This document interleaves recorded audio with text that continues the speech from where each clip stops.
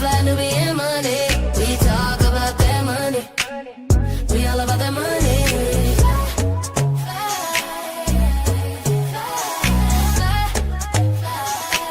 We love our black skin, our melanin, always focusing in on that money.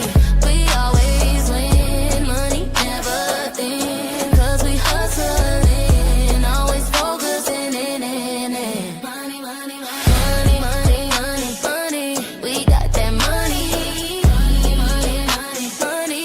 We have Fly Nubian money. Boss talk, only we stack it up.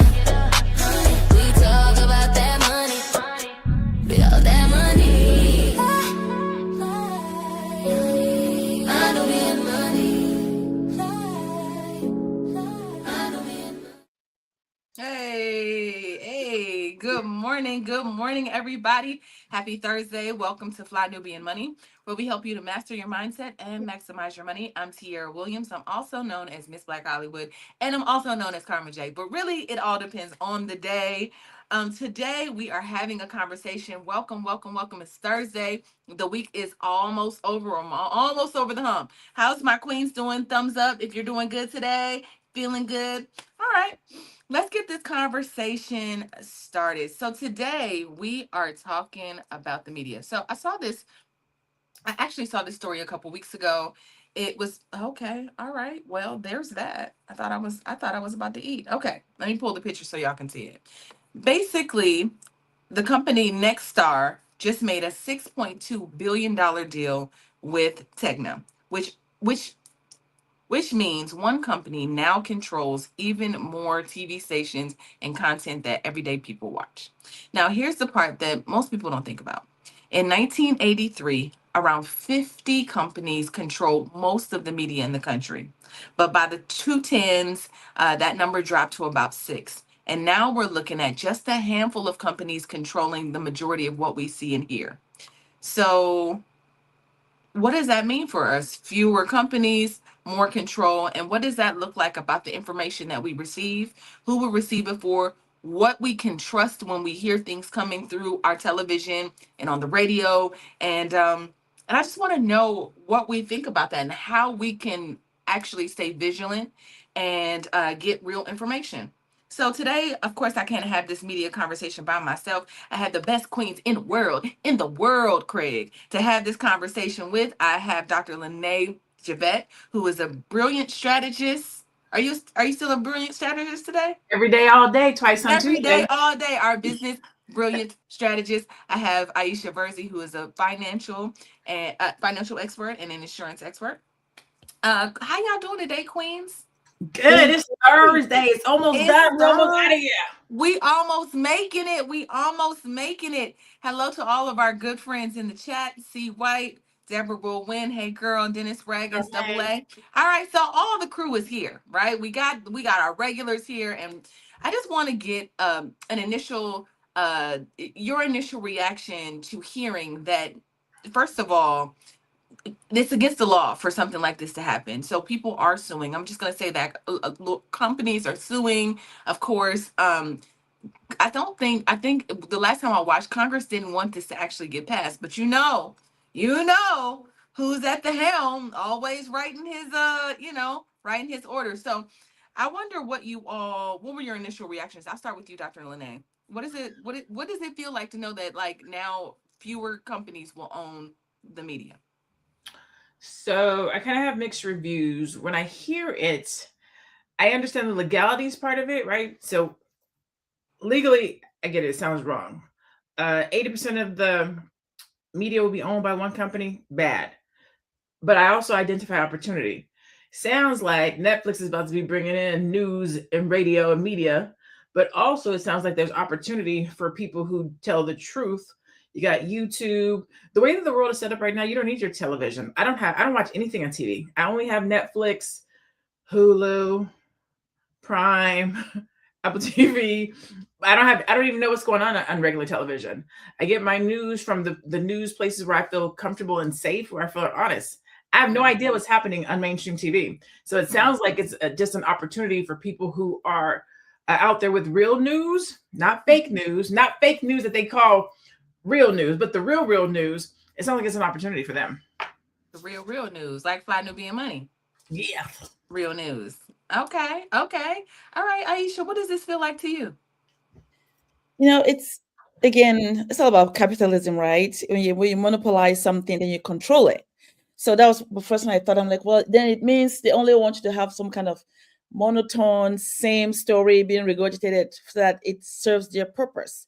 But again, it opens an opportunity for somebody to come in as well and say, well, we don't want your narrative. We're going to create our own. Mm, And I am the same. I don't watch TV. I just listen to what I want to. I pick and mm, choose what I want. So that gives an opportunity for other people to also come in and fill those space that they're grabbing, right? Because mm. you're going to create a space for somebody looking for something that this conglomeration does not provide. So then somebody will create something new, hopefully.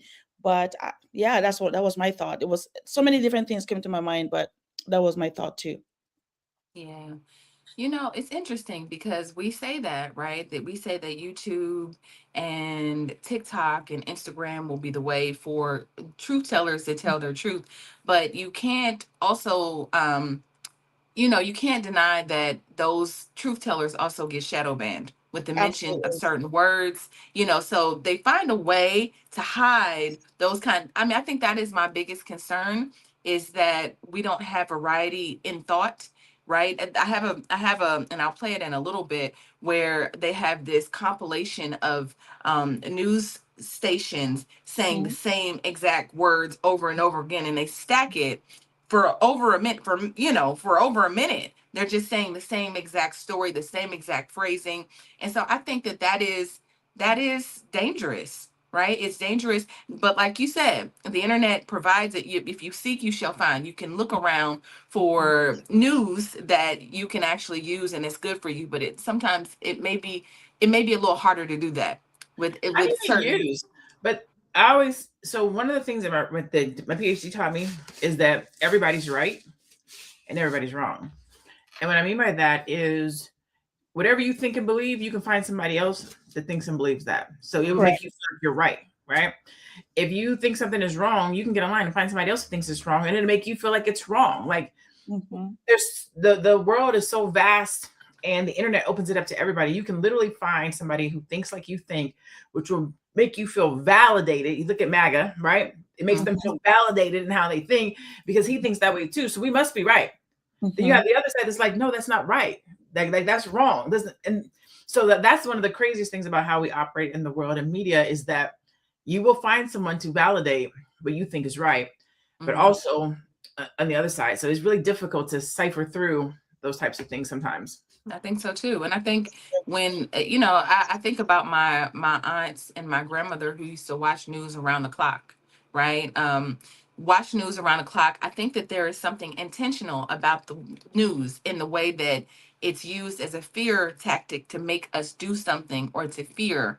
Mhm. And to think that the sky is falling and everybody is being killed. Like it's something that can make you a little afraid to go out and do anything, right? You feel almost like, paralyzed when you Mhm. when you sit and watch the news all over. And it's the same things. In today's news, somebody has been shot 15 times, and then you Mhm. think the world is what's coming out of the news. So I just say, especially the elderly population is watching the news, and I think it's framing the way that they think, right? And so before I go to our first video, Aisha, do you want to add anything to that? I think you're so right when you say when this consistent news cycle, 24 hours news cycle, it begins to shape how you feel about your community, where you are, what's going on in the world, Mhm. even though it's skewed. Because when you go outside, whatever they're saying over and over again is not happening where you are. You're like, well, what am I missing here? But if you Mhm. consistently pour that in your heart and your mind and your spirit, you begin to think that's how the world is, right? Right. And in other countries, where I'm from, the news is not 24 hours. There's only a time for news and then it's done. Then you live your life.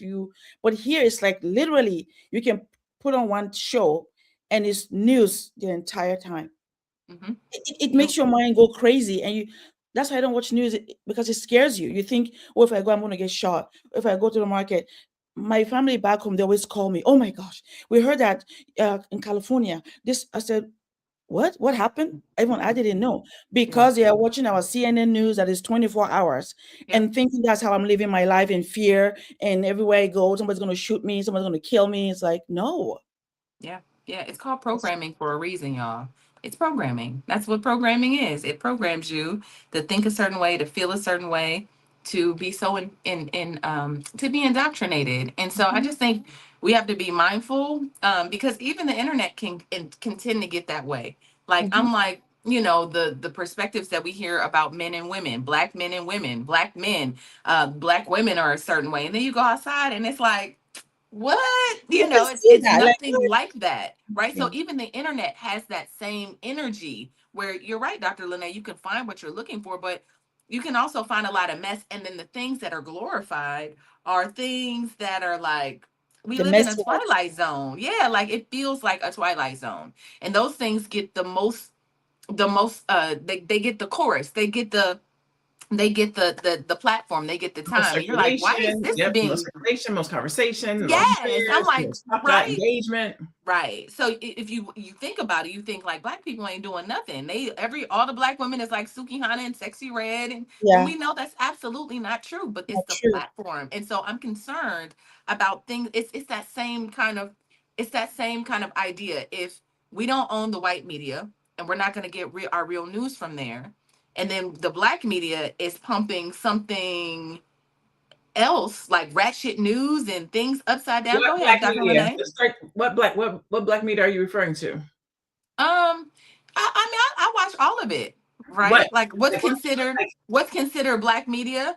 I'm looking at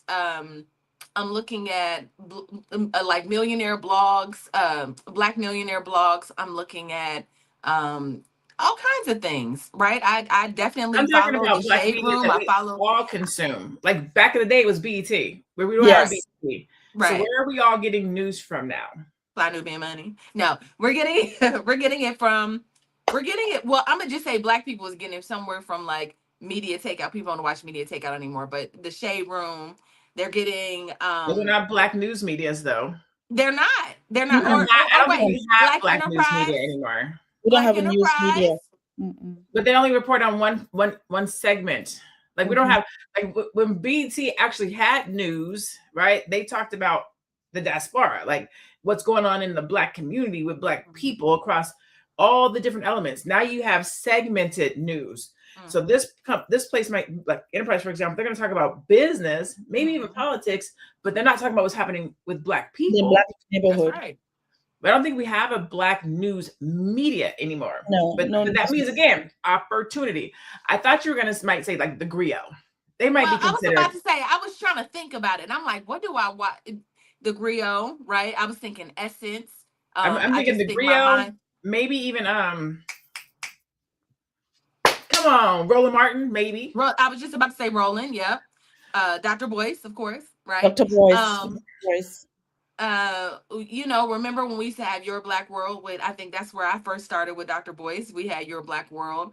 Obviously that blog is gone, but there used to be it's tough. We used to have AOL Black Voices, which is where I used to also see Dr. Boyce. That's throwback. But you're right, right? There's not a lot of spaces. Then you end up getting your news when it comes through from sources like TMZ, or you get it from like I said, the Shade Room. I mean, I'm not gonna act like 25 million black people don't go to the Shade Room every day and watch it to see what's coming out about black people, whether But it's it's good, not bad, or black ugly. news. It's Not news. black gossip. It's black Gossip. propaganda. It's black. They have news in there. They're trying to like. I think we could get back to like. I think the opportunity is for some of It's these there. mainstream places to get back to black voices, right? So we don't have AOL anymore, but Yahoo could do something black. Yes. Google could do something black, and have people in the black community who have these blogs and these YouTubes come in and write their articles and speak for folks, if you will. That's all, but that's white people. I mean, it's all white owned. So there's no It is, need. but if they give black voices, or somebody black needs to come in and do something, or the griot needs to do better. Well, we have. Rio Let's is white see. on though. I Well, can't see, We remember. Tyler have Perry has his own studio. Why doesn't he start a news media with his studio? He has such a huge um studio. who? Tyler Perry. Well, I was thinking He can start. He his can come together with other Black people and start a news media. that's not what he does. That's not his life. That's not But what I he does. He know, makes but he movies. can do That's that. not his lane, and I don't like his propaganda. We do have what is his name? We have Byron Allen, right? Who came from who owns news station. So I mean Byron Allen, I don't really know how outside of like court TV Byron Allen has used his platform for news, but I mean he definitely owns stations. Like he anybody in the chat know? If y'all know, let me know, right? But Byron Allen can technically use all of the things he's acquired to, but then that's us giving over our power to other people saying Tyler Perry should create this But it's and not. Oh, y'all Byron Allen remember? should create But that. it should come together. Remember Tyler Perry? I'm about to look it up. Tyler Perry, Byron Allen. It should come together. Remember they had that deal. It was Tyler Perry. It was Byron Allen. I think Diddy might have been in it. It was like 5 really big people went to buy this media outlet. I can't remember what it was, but it was like a Paramount, at ABC, and NBC. It was something like that. They cut that deal. They was like, no, ma'am, no ham, no Pam. You will not let these Black men buy this news outlet. Nope. And I think that was when Tyler ended up doing that big deal with BET after the fact. I mean, but there's but they did try. But there's great opportunity for them to come. Like he has this 330-acre land. I'm sure they can create a space where those people that are doing the media in a small group can come together and have our own. It's all about partnership and collaboration. That's what I'm thinking. I know he does entertainment, but all these other guys, that's what they did. They started and then they broke off and do different things, but in the same umbrella where they control the entire media now. So we can do the same thing. That's what I'm thinking. That, well, he's a good one that they can come together and create a news outlet for our people, highlighting what we do great, highlighting the brilliance, whatever it is, but they do it together. They don't have to go buy those other people. He already has something, build up upon it, right? Well, that's just what I'm thinking, but we'll see. I don't know if y'all seen Tyler Perry content lately, but I don't want Tyler Perry in control of my news. I was about to say, listen, what he does with his TV shows is, I mean, I don't know. I got stuff when I was getting my hair. When I was getting my hair done, I got caught up watching Beauty and Black. Mind you, I don't watch any of that, but I was like, what is this? And if this is now the representation of who Black people are and the way it was just like overdone. It was y'all. Bad acting. Ugh.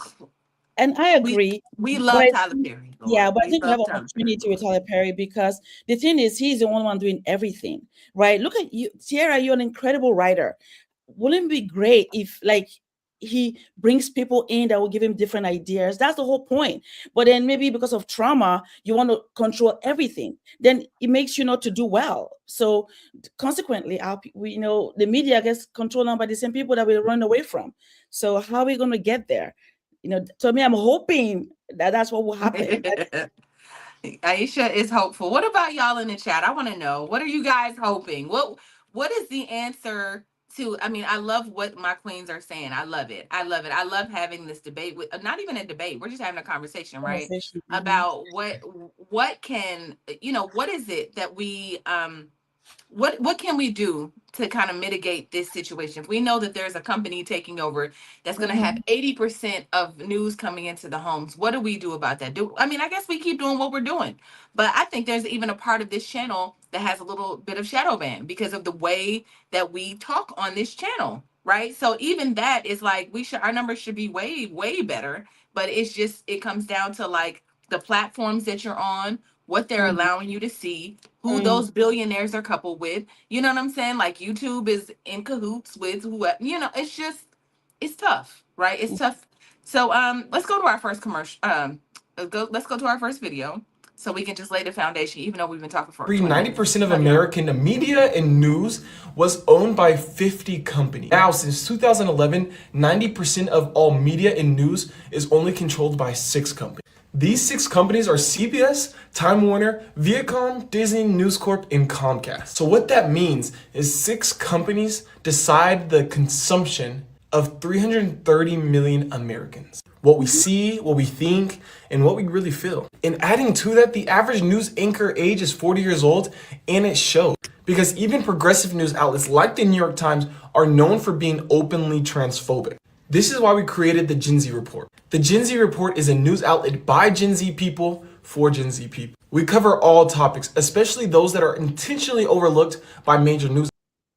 Okay, so listen, this young man is doing that. I mean, I don't know when he started talking about being transphobic, but what I'll say is, I think I missed that part. But what I'll say is that I think people are listening. What it says is, I don't like what I see, and so we're creating something against that. Did you all know that Fly Nubian Money is the only female, it's the only Black female podcast that goes 5 days a week and talks about these topics that we talk about on the internet? Did you guys know that? We're the No. only ones that do it. There's nobody else that does it. Maybe they release like a show a week or maybe 2 shows a week, but there's nobody else that does it 5 days a week quite like we do it. So I think, but the thing is, it's like the things I think we're intelligent and we have perspectives. And so sometimes that can be hard to, it's like, I'm not going to say it's not celebrated on Black platforms, but it feels like if I was Sexy Red and Dr. LaNee was Suki Hana and Aisha was, I don't know, I know, right? insert any Lotto or Megan Thee Stallion, right? And we had a news show and we was talking a certain way, I feel like it would be all over the shade room. And so, or all over news media, I right? think There's that's clips. it sells. Being salacious sells. Yes, it does. It sells. And then, no, but we have to choose not to do that because we understand that in our community that doesn't help us. It's then we're actually going back to the narrative again about us as a people, right? Because when you go watch other shows, they won't do that and they will go viral. But then as soon as someone that looks like us does anything crazy, let's so they can show again that that's how they are, that's who they are. But we're not like that. So we're not going to cater to that narrative because we know that we're better than that. It's as simple as that. You know what is interesting? So I don't know if you guys knew this, but I have a journalism degree, and news was one of the things we had to learn. News, we had to learn to write journalism, like old school objective journalism. It wasn't like it is now where you could just say whatever. You had to be objective. You had to present both sides. There couldn't be a bias or I would get an F. For me, I was just a little too creative. Like I used to be like, in the spring, in the twinkling stars of the night, my teacher would be like, it's a news article, go away, but for a little bit, I reported the news, right? And so what I noticed in those spaces was that whoever the executive producers were or whoever the hires up decided what was news. And so that's concerning. Dr. LaNee, when you consider who decides what's news or not, right? And it's all of these different like white people. When we think about like platforms like CNN and MSNBC, there's certain things that will not reach the newsroom only because a certain people are deciding what is considered news, and then likely that's connected to money, right? How does that make you feel, right? Where we might not even be getting real news anyway because of just money's involved and all of those things. So the fake news and the real news is kind of like mixed up anyway because it all comes down to money. What do you think about that? I think it's the same thing. I think it is where you go to get your news, right? Because the gatekeepers can only keep the gate that you go to. So you go to a gate where they open it up, right? If we know that, I feel like we just gotta make these next 3 years, and I don't know what's gonna happen next, but right now it's like we just try. It's like we with an abusive boyfriend or abusive girlfriend. We can just make it through this relationship. We're gonna be all right, right? And so I just feel like all these shenanigans. I'm praying and hoping whoever comes in after him will fix it. Whoever that be, whatever that looks like. But in the meantime, it's kind of like just, you got to go around, right? It's that scene from What's Love Got to Do with It when Tina had to just sneak out. Like you just got to sneak. We just got to be sneaking around and sneaking out to get the information that we need. It's out there, it's available. I love Joy Reid. Like I've heard her name floating around. I never watched her on TV or anything like that. I remember when she got let go, but I saw her the other day on the couch with the two African dudes. I think it's like 54 Africa, something like that. Yep. And I just loved her energy. And I love how she spoke. I love how articulate she was. I love her breadth of knowledge and wisdom and how she could break things down. You just got to go find the people who are talking the talk and telling the truth. That's it. Like literally, I feel like you can't trust anything that's on TV. You can't trust anything that's owned by somebody that gets paid to speak. Because if they're getting paid to speak, somebody is controlling the agenda, which dictates what I get to know. So I want to go find somebody who has my community, and by my community I mean me, the best interest at heart, and that's what I'm gonna listen to. You said something. You said what it makes me think of is that truth may be subjective, right? Because it feels like we're in a country where truth is, it just depends on how you feel. And I'm coming to you, Aisha. Truth now is how you feel. Like you said, you can ignore truth, what is considered facts, right? And just go and get alternative facts, right? I was about to say something, but it's like what is true doesn't necessarily have to be real, if that makes sense. So Aisha, I want to kind of talk about that. I don't want to use the example of trans because I don't have no issue with trans people, but I'm saying like what can be perceived like, somebody saying I'm a woman and they were born a man, right? And there's nothing wrong with that. But I'll say that I see the news kind of like that too, right? Where you can go wherever you want to get the feel good truth of whatever it is, even if it's not true in real life. So living in that delusion. So what do you think about that, where truth can be altered? You just said it, living in that delusion, right? Because to me, truth is truth. Whether you agree with it or not, it doesn't change for 1,000 years. What is true is true.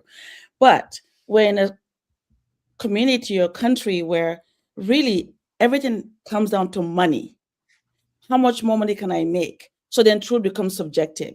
So I can go find what makes me feel good because somebody else thinks it's good and I'll do it, right? Or I will follow that narrative.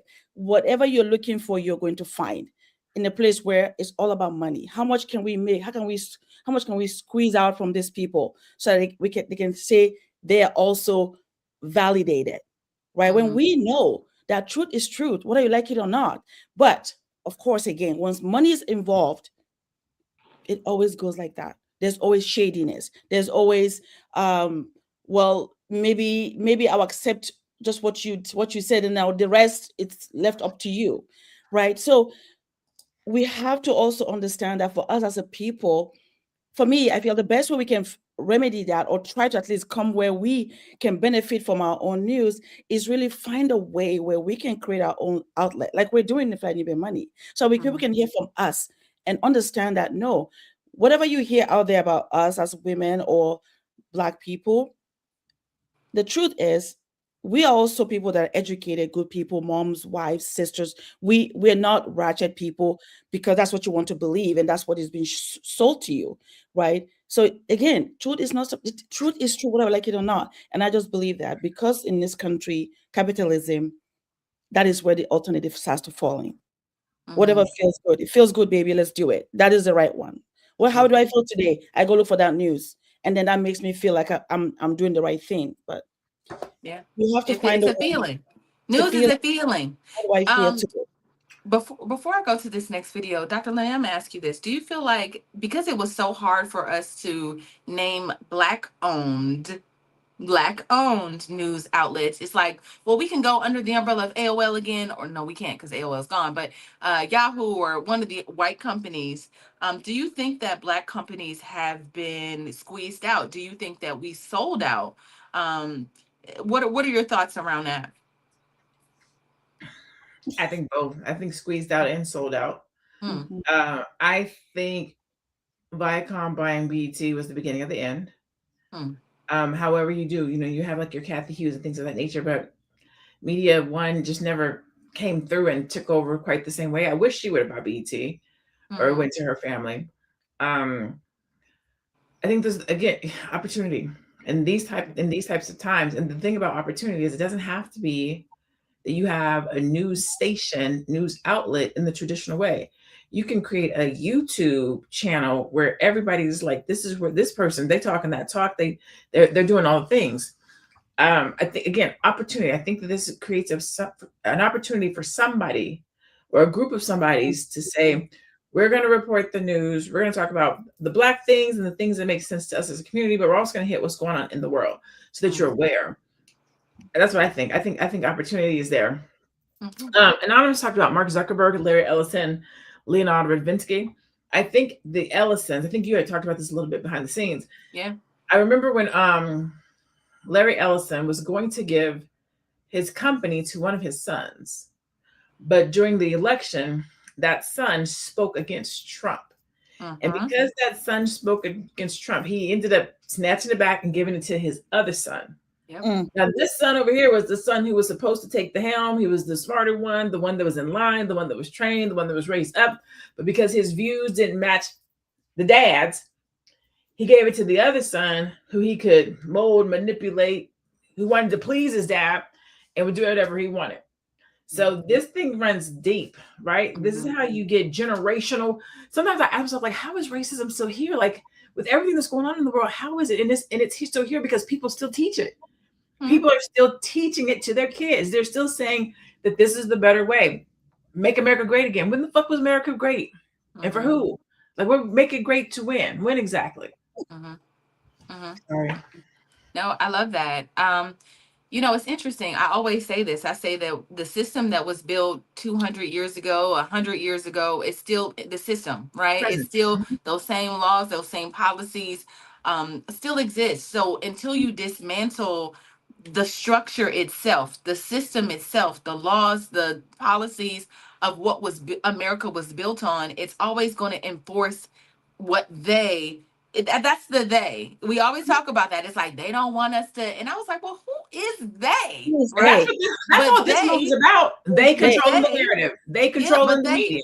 Yeah, but they is the policies that was, you know, enforced, that people were like, yeah, I mean, but you know, this is just the way it is. It's the law. It's the policy. I mean, this is what it is, right? And after years and years of that being enforced, America still looks like the trash it is.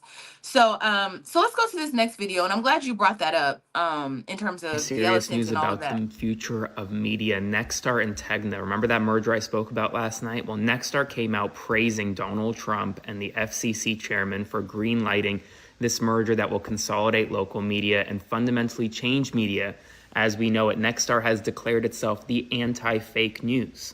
Donald Trump praised this deal, saying that it will help knock out the fake news. Now, under this deal, local television stations, 60% of them will be owned under this new Nexstar-Tegna merger entity. That is way above the 39% cap previously allowed. But it's allowed because Trump wants to fundamentally change the way media works, which is why independent media has never been so important. So if you can subscribe to my Substack at the link.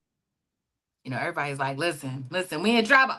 So I'm gonna give y'all the real news though, but it's even that, like, how do we stay, Dr. LaNee, how do we stay vigilant about what's real if, like I said, you're going in the cereal aisle and there's an illusion of options? Because I don't know what's going on in Minnesota or in LA unless there is a mainstream media to tell me, right? So how do That's we old school. I mean, how do we start that? How do we have that kind of underground, you know, how do we know? How do you get rid of the idea of illusion, right? Like I said, going in this cereal aisle saying, here are my options. I have so many choices, but you don't. You have controlled options. Go ahead. What were you I gonna have say? an answer to that. Uh-huh. It's the perfect entrepreneur situation. If something is broke, you fix it. If there's a gap, you fill it in. So if I'm walking down the cereal aisle, I don't want Frosted Flakes, I don't want Fruit Loops, I don't want Honey Smacks. I love me some Fruity Pebbles, but I don't want those right now. I can make my own cereal. You know what? I'll make it myself. Like, I'm not finding anything that I like. I'll make it myself. You go, you get your website, you get your YouTube, you get your 2 or 3, 4 partners, maybe one in the north, one in the east, one in the south, one in the west. Boom. So now we're covering all the areas, and we start a news channel. You're going to report on what's happening on the east side. You're going to report on what's happening on the west side, so forth and so on. You get people up under you to come to you and be like, hey, this is what's going on in Cali. Hey, this is what's going on in Arizona. Hey, and now that's being filtered through. And you literally can create a conglomerate of people writing and sharing news and information that flows up. Each one of those people who writes an article then shares it with their community. And then that's how you get it out amongst the people. I write something, I'm going to share it in LA. I write something, I'm going to share it in San Francisco. I write something, I'm going to share it in Arizona. Boom. Now we're all sharing the same articles in the news. So we literally can create virality amongst Black people. It just has to be organized. Like, everything is possible. Otherwise, Aisha, what do you have to say about that? Do you want to add anything to that? Because I think that's interesting. It is interesting, but I also love what Anonymous was saying. I have Cocoa Pops on my refrigerator. That's funny. But listen, I think we just need to find a way, like LaNee was talking about. We have people in all the places reporting news. If I'm here, because we come together and collaborate. We can't expect others to bring our own news out. We cannot, right? We know that by now, as a group of people, that we cannot wait for them to keep doing that and coming together, merging. They will keep doing that over and over again. It's never going to end, because one family, maybe something happened in one family, Trump now is one on top of them, and then they talk to each other. They come again and regroup themselves to make more money, and then to also control the news that's being pulled out. So we have to find a way to carve out our own space. Like, the opportunity is there now, which means, who are the people that are good at this? Who are the people that are at least doing something? Can they come together? Can they make it happen? Can they put their differences aside, understanding that if we don't do it, this is going to keep happening. And then we can't keep worrying about it, because guess what? 10 years from now, it's going to happen again. There's going to be another merger. It's going to get smaller and smaller and smaller. So we have to now say, okay, well, enough is enough. Let's do our own. Let's come together and create something so that we can start having people put out news that actually makes sense to us, that actually represents us properly. It has to happen that way. So I agree with what Dr. LaNee was talking about. Yeah. Dr. LaNee, do you think that this is about control, or do you think it's about business? Do you think it's about both because of who is in the administration? Like, what do you think this is about? I think it's about both. I think that who said it? The crow's coming home to roost. I forget what movie that is. Is that Malcolm X? I can't remember. But anyways, when you think about these folks becoming the majority minority, they're playing chess, yo. They playing chess. They're not playing checkers. If we gonna be the minority majority, we want to control the media. We gonna dictate the story. If we're gonna be the majority minority, we're gonna make sure that the white women who can have babies, y'all have to have these babies. We're taking abortion off the table because we gotta try to get our numbers up. If we're gonna be the minority majority, we're gonna figure out who needs education and who don't. We're gonna these schools gonna get chartered, these schools gonna get private. We're gonna change the redlining. If we're gonna be the minority majority, we gotta figure out who's gonna live where. Like they playing the long game is what they're doing, right?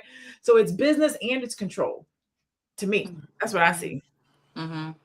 What do you think is the media long play for Black people, Aisha? With that being said, like, what do we do with that? I think a long play to me is obvious, that they want to keep monopolizing and holding that bag for as long as they can. That is what is happening. But I think we have to decide whether we, knowing what we know today and what we've also learned for decades about how things have always been done. Even BET was owned by people that don't look like us, but then it was gradually became ours, right? Gradually, but in the beginning. So we keep allowing that to be the case over and over again. So I think we have to come to a decision where those that have that strength in that space of media, news outlet, or a reporting that are like us have to figure out how to come together, because I know we have the money. We do. We have the billionaires also in our communities that are our people. Are they not seeing this happening and they want to also correct the problem, or they just think it's okay? So we have to come to that realization and agreement. These guys behind closed doors make an agreement with each other that no matter what happens, we're going to stay like this, because we have to keep that power. But somehow it's like we don't see it. That's what's Mhm. happening. Mhm. So we have to now decide. We have to make that decision that, you know what, we know what's happening. We can't keep allowing it to keep going on and on. We have to do something. And that doing something is collaboration. We have to collaborate with our differences and anger, frustration, and still say, we got to do this because it's important. Yeah, That's yeah. I feel You like we're know, we're entering the Hunger Games, right? May the odds be forever in your favor. Like, if you find you some good news, cool. If you don't, you belong to us, right. right? that's Yeah, I think you have crazy. to be vigilant and intentional, Yes. right? If you just follow the light, you just, okay, this is what they say and that it is, and you just follow the light and just hopping along, they send you to the slaughter. But if Yep. you use your third eye, you get free, you get with the right people, you sitting at the right table, you will know, yeah, we don't do that. That's not how we Yes. operate. That's not what we think. That's not true. That's, you can decipher, discernment and whatnot, and go the other way. But you have a lot of folks who follow the light, Yeah. not knowing that it's on Mm-hmm. the back, on the back of a piranha. Mm-hmm. You remember, so one of the reasons why I started my company, The Real Network, was because back in 2011, 2012, Deborah Lee came out and said, she was the CEO of BET at that time still. And she Mm. came out and said, Black people don't want to see positive programming.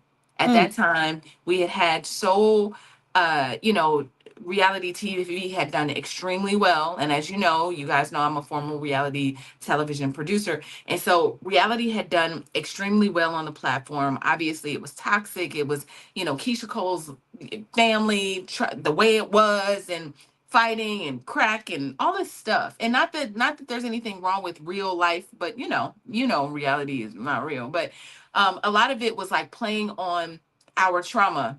It's like we got programmed into loving to see trauma Chaos. and chaos and thinking like, there's lives that's is worse than mine. This is crazy, but I'm gonna watch it and it's gonna be my guilty pleasure.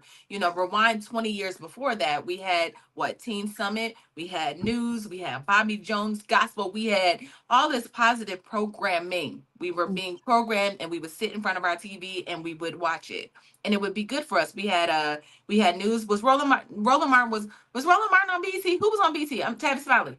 Tabby Smiley, yep. Tabby Smiley. So we had all of these outlets, or we had this outlet that was really helping us grow as people. And then to her 20 years later to say, Black people don't want to watch positive Mm. programming. Everything that we try to put on the television is everything that we put that's positive, nobody watches. And so I bring that up to talk about the mindset shift and how we've been programmed as Black people.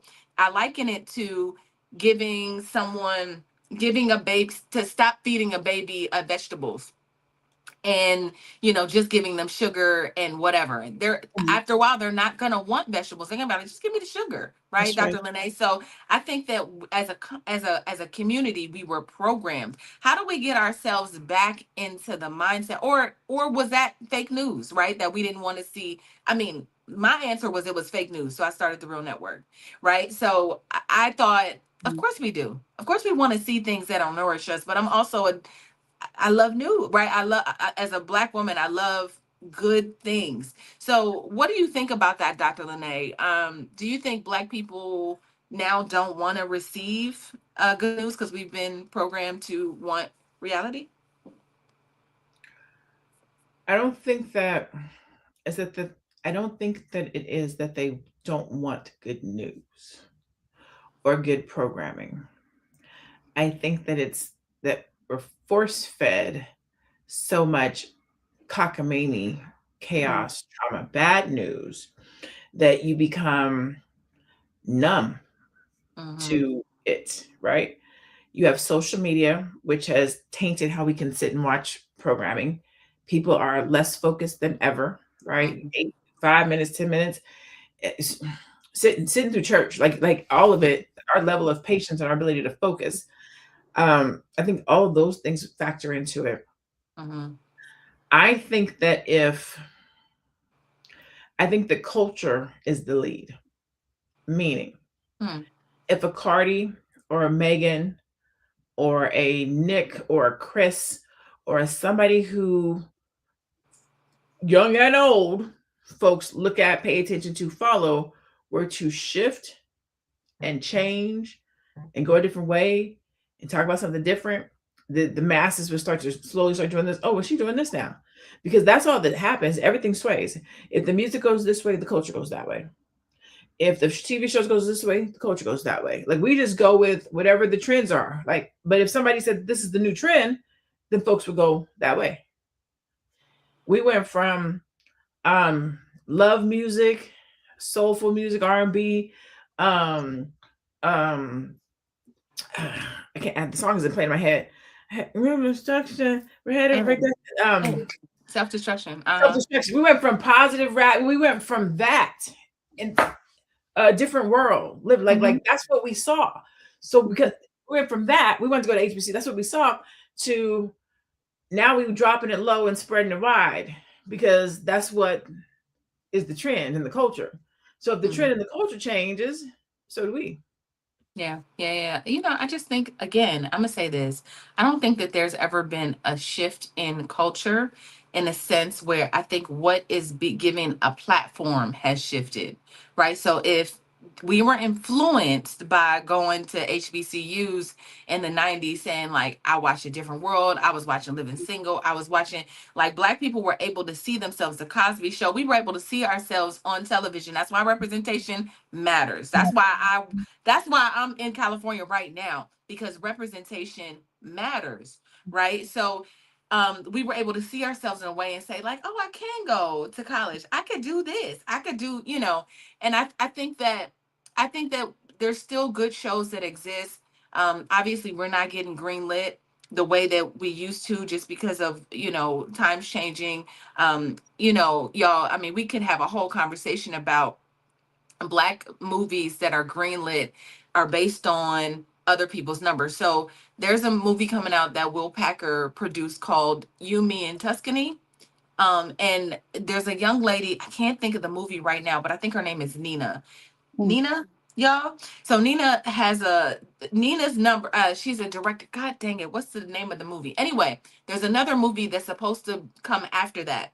But they're saying, based on if Me, You, and Tuscany does well, we'll see what Will Packer's numbers look like, and we'll decide whether we're going to distribute this next movie, right? That's how Black movies are handled, right? So it's not even, you know what I mean? Everything. So I'm just going to say this. I'm saying all that to say that um, when you give other people power, and when we are not exalting the right things, right, we just get drama. And you know, I just want us to be mindful. I guess that's it. I just want us to be mindful about the things that we put on a platform, because it really affects, like Dr. LaNee says, how we all see ourselves, what we think is possible, what we celebrate. You know, right now it just looks like Black women are ratchets, and we know that's not true. Aisha, do you want to add something to this before I play this next video? No, I think, you know, you said it really succinctly about that. And I agree that whatever it is that is put out for us to consume, because I remember, you know, Cosby Show and Living Single, those to me were positive, because it shed a light that it's just truly living regular lives. But then today, when you see what is put out compared to those, it's like complete polar opposite. Like, truly, as if we are these kind of people that have nothing going for us. That is what it seemed like. That's why I also love Dr. Boyce, that is refusing to agree that no, that we are these people, we can do this, we can do that, we can save money, we can grow money. That's not true, right? So it's what we agree to consume. Do you know what's funny though, as we're speaking, these people that are buying these stations or doing or reporting this news, if you notice, they do not talk about their own people. They shield and protect themselves so much that you don't see any craziness about them. It's only about how powerful they are and how much money they make and how they're so well put together. Again, that's what they sell to us. While they throw us in the garbage can and just keep giving them that. That's what they want. And then even one of us is saying that we don't buy good stuff. Nobody watches it. Can you imagine that? Well, it's a narrative, but we have to say no more and listen to those that are positive, that keep pushing us the right direction, and encouraging the others to do the same. We have to do that. Yeah, you know what's really interesting, and I'm coming to you, Dr. LaNee, is that I think that we, because of what we're given, again, I'm gonna keep going to this cereal box, to this cereal aisle, because I do think there's two companies that own all the cereal, giving you an illusion that it's not that, right? You got Kellogg's and you got the, whatever you have the two companies that own that section, period, giving you the illusion of options, right? So we have all of these companies giving us reality TV, which it feels like an illusion of television. It feels like television, but it's an illusion of options. What do you think when Black people are saying? Every time I hear somebody talk about like Beauty in Black, which to me is not a positive show. Sorry, Tyler. It's not a positive show, and you see Black people praising it because we are so hungry for good content or content at all, or you see reality TV, right, which is what it is, and you see Stars is putting out all 50 Cent's content, which is about killing and drugs and all of that stuff. So we end up watching things that's like, oh, this is just my guilty pleasure. But you're getting those ratings up, P Valley and all these shows, and no shade to those filmmakers. A lot of those filmmakers, I know or have a degree of separation from them. But like, when you think about the big picture of what we're receiving and the messages that we're getting and how we're being influenced, because what you basically were talking about was influence. Like, how do we stop these bad things from being our guilty pleasures? And because ratings is one thing, like it's what it's communicating to the companies is that we like this. The numbers are high. This is what Black people watch. How do we curb that? You gotta stop watching it. Watching. I never thought about it from that perspective of even folks who watch it as a guilty pleasure is included as Black folks watch this. Yeah. That's right. Even if you just watch it a little bit here and now, just a couple of times, binge it, it's not your normal go-to, it still contributes to the rating, which overall says, look it, even these kind of folks watch it. Like they all watch it. I'll watch it.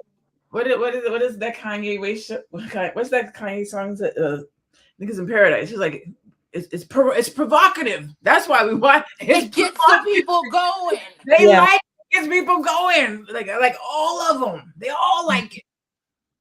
That's crazy. Yeah. We gotta stop watching it.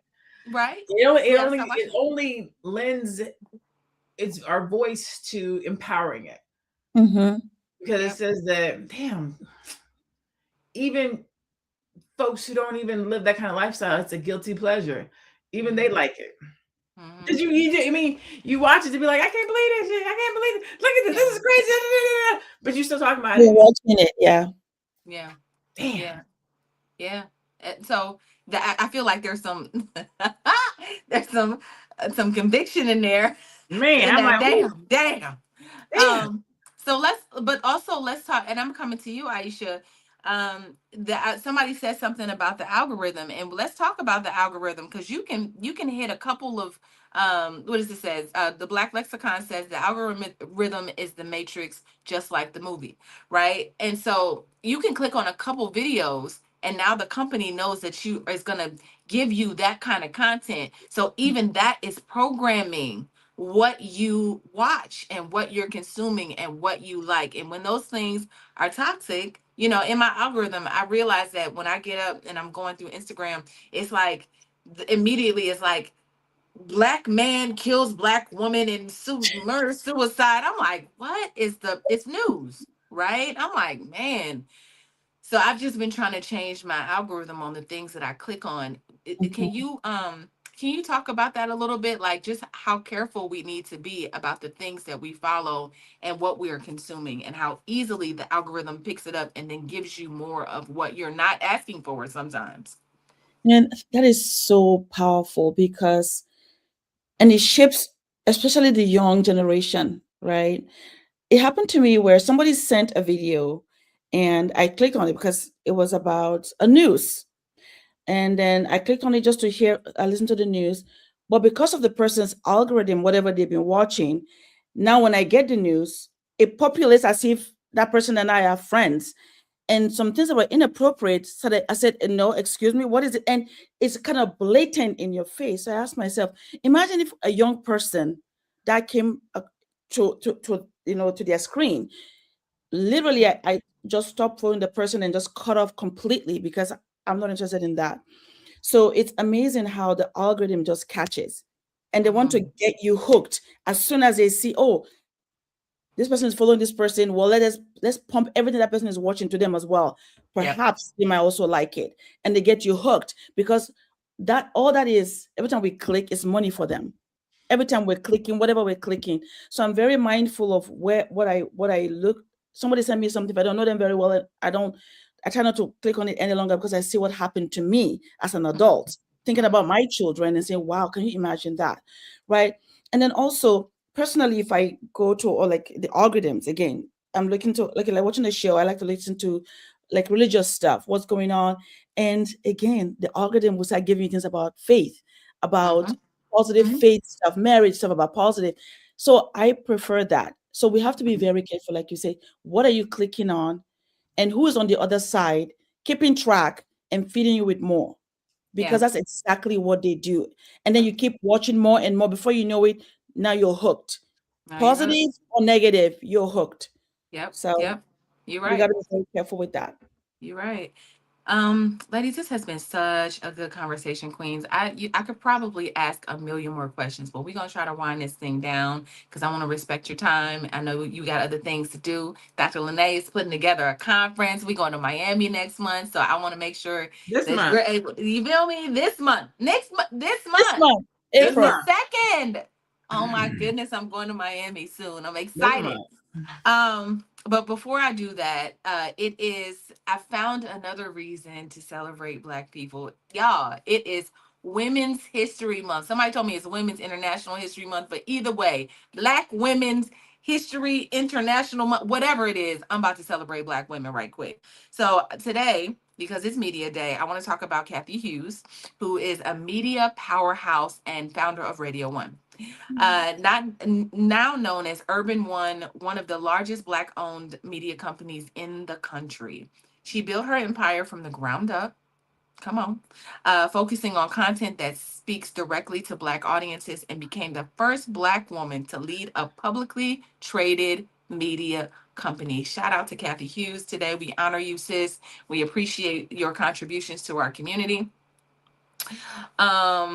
Now we're going to get into our final thoughts. Actually, let me read some stats right quick because I think I have those too. Y'all, I'm on the ones and twos. So thank y'all for y'all grace every single day because, I be working through it. All right. So my stats are here on my side. So Nexstar is already the largest local TV station owner in the U.S. So Nexstar, the company that merged, is already the largest local TV station owner in the U.S. In the 1980s, about 50 companies controlled 90% of the media. Obviously, we know now that is now 6 companies, now 5 companies with, this new merger.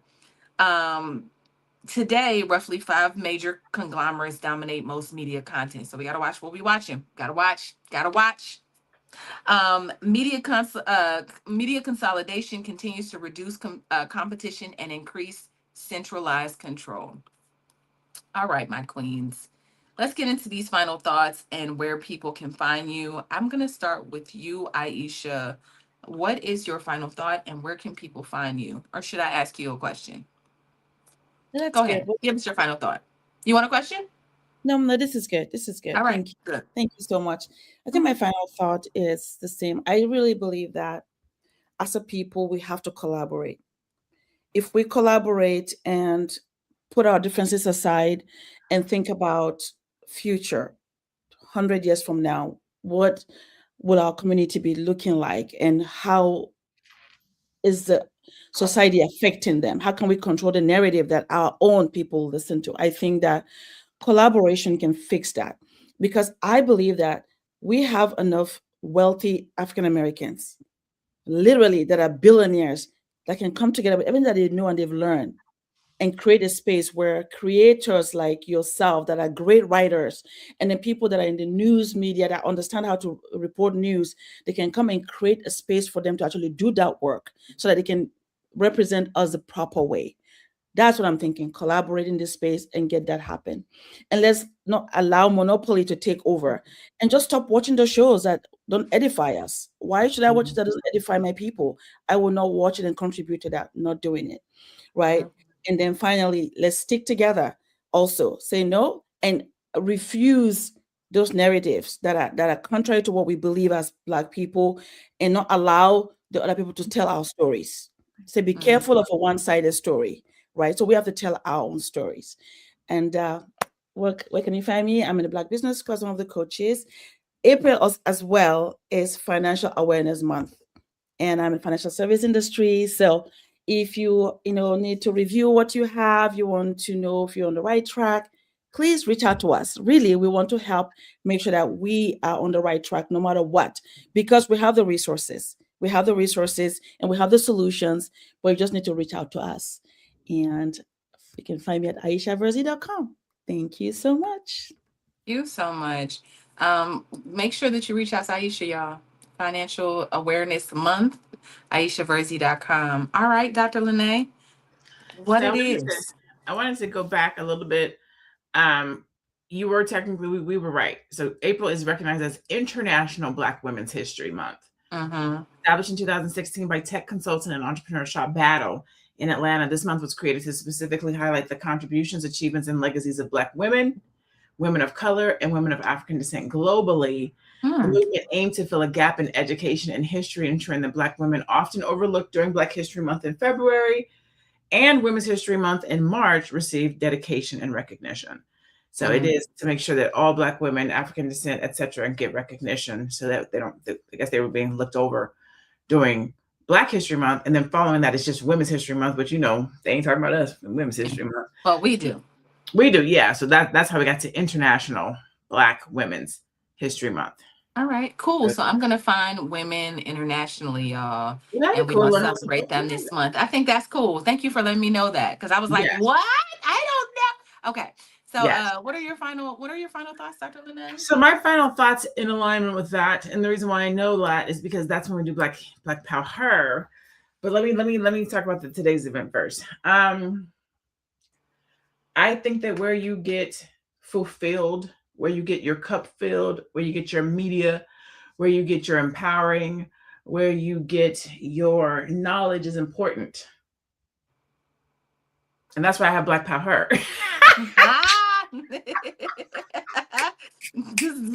Right.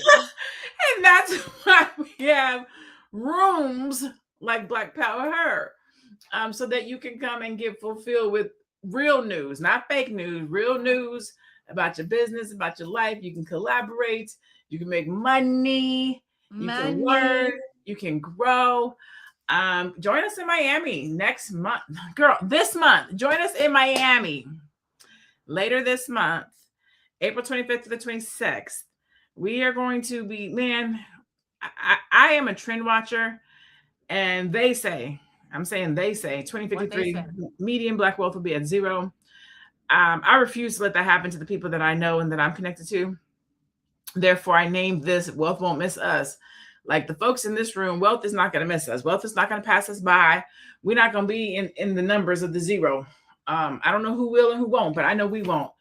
And so I titled it Wealth Won't Miss Us because we're going to really get into how to have a prosperous and profitable and consistent business that sustains. And so if you feel like your business is not where you want it to be, come join us in Miami, April 25th to 26th.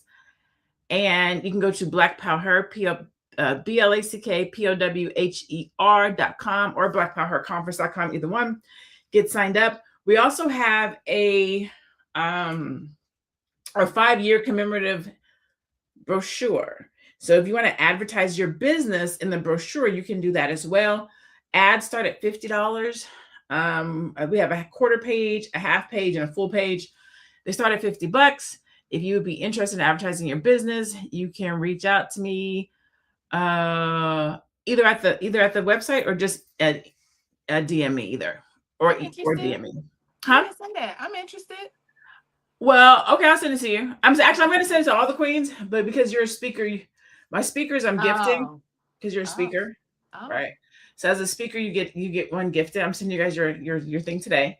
Because I figured you might want to do something for Karma J or something like that. So as a speaker, that's one of your perks for being a speaker. So you don't have to worry about that. But I definitely want Aisha to be in there because with what she does, it makes sense to go in there. So what I'll say is I used to do the Black Business Catalog for the holidays years ago. And we used to get 400,000, 500,000 impressions back in 2015, 2016. So I can't even wait to see what we do with this document that we're going to, because this is my 5 year. I'm about to put it on social media, my email list. It's about to go everywhere. So yeah. Boyce is not a queen, but he is our special guest. And I'm going to tell you why. One night I was talking to Dr. Boyce, and so Dr. Boyce is my mentor. And we were talking one night, we were talking about women in leadership, women in business, and what it is like. How do you date? How do you run your business? Are you the same CEO as you are in a relationship? Like we were just talking about, how do I feel about splitting my money or sharing my money? Like we were just having this conversation. I was like, man, more women need to have this conversation. So I was like, you should come to Black Power. I was like, have you sat in a room with all women before and like carried on a conversation? Like, let us quiz you, let us talk to you, and he was like, I'm down. So that's how he got on the flyer. Just from a conversation.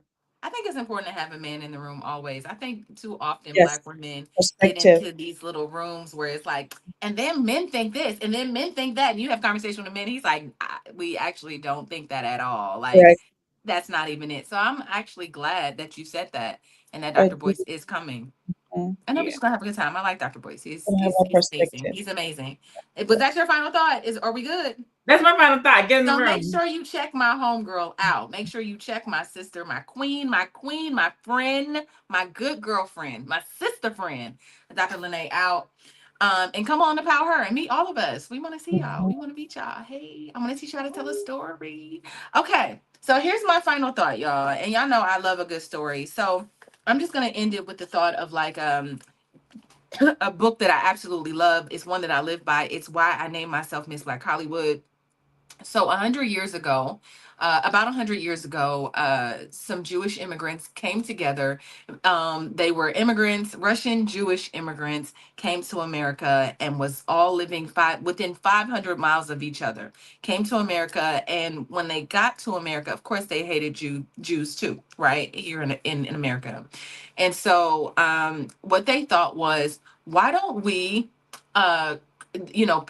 picture what they saw, motion picture had just come out, like picture movies had just come out, motion picture had just come out, but silent films. And so they were like, why don't we use this silent film to create a new representation of what Jewish people are, right?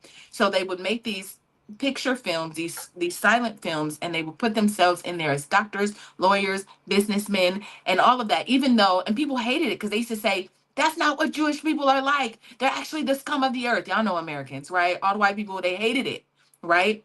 Fast forward 100 years later, you cannot think about a Jewish person without thinking about success, without thinking about business, entrepreneurship. The name of the book is The Empire, An Empire of Their Own, and it's about the top five, the Warner Brothers, all of the big five who started studios here that are still standing 100, now a little over 100 years later. And so it just made me think about how the Black people could do the same, right? We could create content that even if we don't feel like it, that I don't even think it's a projection, because Black people are lit. We don't need to. We just need to tell good stories and have that representation and things that people can watch that can change their perspectives of who they are, right? And their children's children can see, like, now you can't, like I said, you can't think of Jewish people without thinking success. And 100 years ago, that was not the vibe. It just wasn't, right? So they manifested it. They created it. We can do the same thing. In 100 years, I just want Black people to be lit. And so I decided to create a company. Obviously, I work at the Real Network. My company is the Real Network.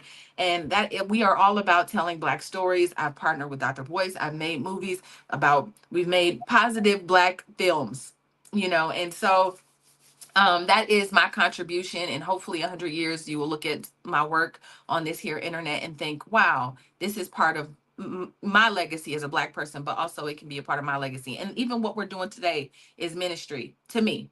It's people looking 50 years from now and saying, oh, this was a cool little show back in the day. Look how old it looked, or whatever, because there'll be advancements, but our voices are here.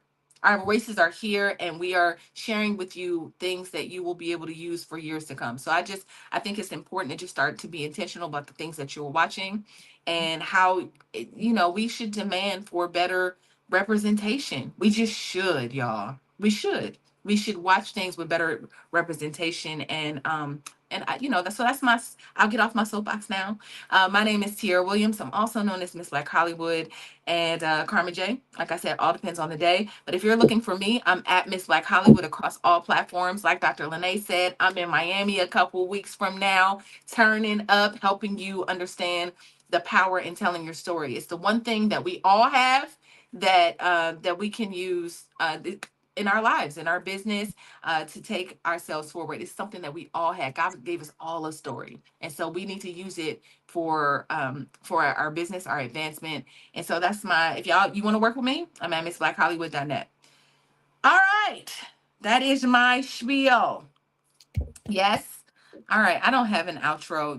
Dr. LaNee, do that thing that I like when you do. Do the thing that you did. Hold on. Wait a minute. Before you do that, y'all text Queens to 87948 if you want to receive notifications for when we go live. We are also on Spotify, so you can take us with you on the go if you need to catch up on all the shows that we have done. This is our anniversary month. We hit 2 years on April 24th. April 24th of our 2-year anniversary. So we have over 500 episodes of Fly Nubian Money in the world. So go back and, we get it lit. We get it popping. All right, Dr. LaNee, take it away. Be blessed. Be blessed. Stay Black. Have a beautiful day and be one. We'll see you tomorrow.